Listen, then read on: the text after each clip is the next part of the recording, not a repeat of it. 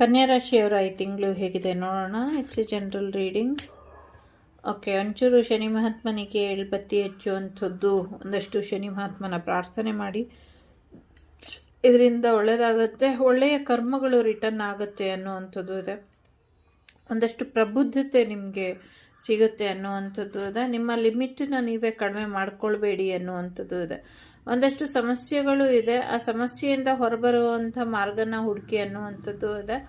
ತುಂಬ ಟೆನ್ಷನ್ ಮಾಡಿಕೊಂಡ್ರೆ ಏನೂ ಉಪಯೋಗ ಇಲ್ಲ. ಅದರಿಂದ ಹೊರಗೆ ಬರೋದು ಹೇಗೆ ಅನ್ನೋದ್ರ ಕಡೆ ಹೆಚ್ಚಿನ ಗಮನನ ಕೊಡಿ. ಯಾವುದೋ ಒಂದು ಸಮಸ್ಯೆಯಲ್ಲಿ ಸಿಕ್ಕಾಕೊಂಡು ಒದ್ದಾಡ್ತೀರಾ ಅನ್ನುವಂಥದ್ದು ಇದೆ.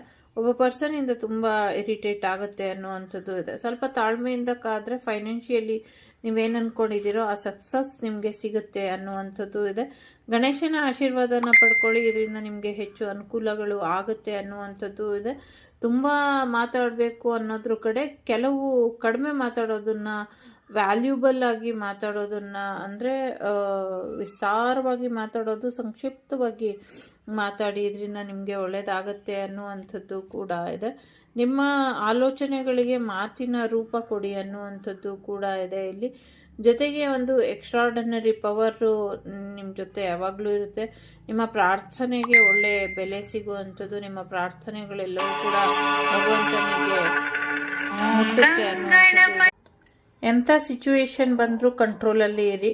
ಒಂಚೂರು ಅಪ್ಸ್ ಆ್ಯಂಡ್ ಡೌನ್ಸ್ ಜಾಸ್ತಿ ಇದೆ ಅನ್ನುವಂಥದ್ದು ಇದೆ. ವೃಶ್ಚಿಕ ರಾಶಿಯವರು ತುಂಬ ಇಂಪಾರ್ಟೆಂಟ್ ಇರಬಹುದು. ಊಟ ತಿಂಡಿ ಕಡೆ ಹೆಚ್ಚಿನ ಗಮನನ ಕೊಡಿ.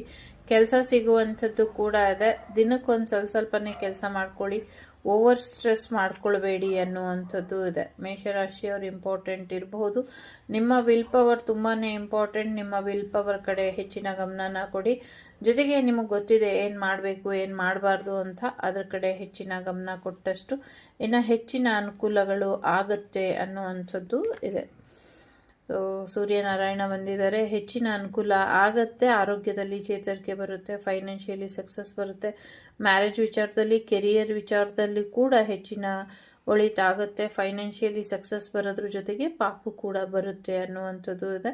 ಗೌರ್ಮೆಂಟ್ ಜಾಬ್ ಕೂಡ ಆಗುವಂಥ ಸಾಧ್ಯತೆಗಳು ಇದೆ. ಐ ಹೋಪ್ ಇಷ್ಟ ಆಯಿತು ಅಂತ ಅಂದ್ಕೊಳ್ತೀನಿ. ಇಷ್ಟ ಆದರೆ like, share and subscribe Vagdevi Kannada channel. ನಾನು ನಿಮ್ಮ ಅಭಿಮಾನಿ ಕಮಲಾಕ್ಷಿ.